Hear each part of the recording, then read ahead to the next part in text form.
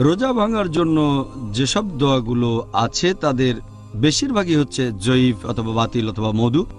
আসল দোয়াটা যেটা দিয়ে রোজা ভাঙবেন সেটা আছে সুন্নাহ। ডক্টর জাকির, আমরা রোজা ভাঙার সময় কোন দোয়াটা পড়া সবচেয়ে ভালো?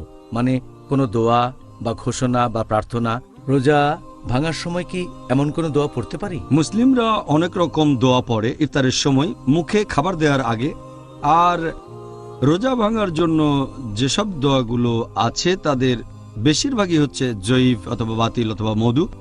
আসল দোয়াটা যেটা দিয়ে রোজা ভাঙবেন সেটা আছে সুনান আবু দাউদে, খণ্ড নম্বর 2, বুক অব ফাস্টিং, হাদিস নাম্বার 2350।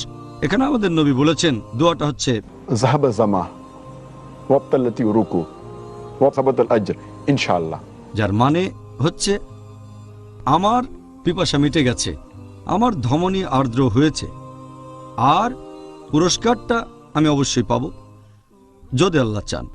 এখন এই দোয়াটা অনেকে পড়ে ইফতারের সময় খাবার মুখে দেওয়ার আগে। রোজা ভাঙার আগে এই দোয়া পড়ার তো কোনো মানেই হয় না। এই দোয়া আমরা পড়ব ইফতার বা রোজা ভাঙার পরে। রোজা ভাঙার সময় খাবার মুখে দেওয়ার আগে আপনি বলবেন বিসমিল্লাহ। আমাদের নবী মুহাম্মদ সাল্লাল্লাহু আলাইহি ওয়াসাল্লাম ঠিক এটাই করতেন। তারপর তিনি খেজুর আর পানি খেতেন অথবা অন্য কোনো খাবার, তার সাথে তিনি পানিও খেতেন। দোয়া পড়বেন তারপরে। যাহাবা জামা ওয়াবতাল্লাতি রুকু ওয়াসাবাতাল আজর ইনশাআল্লাহ।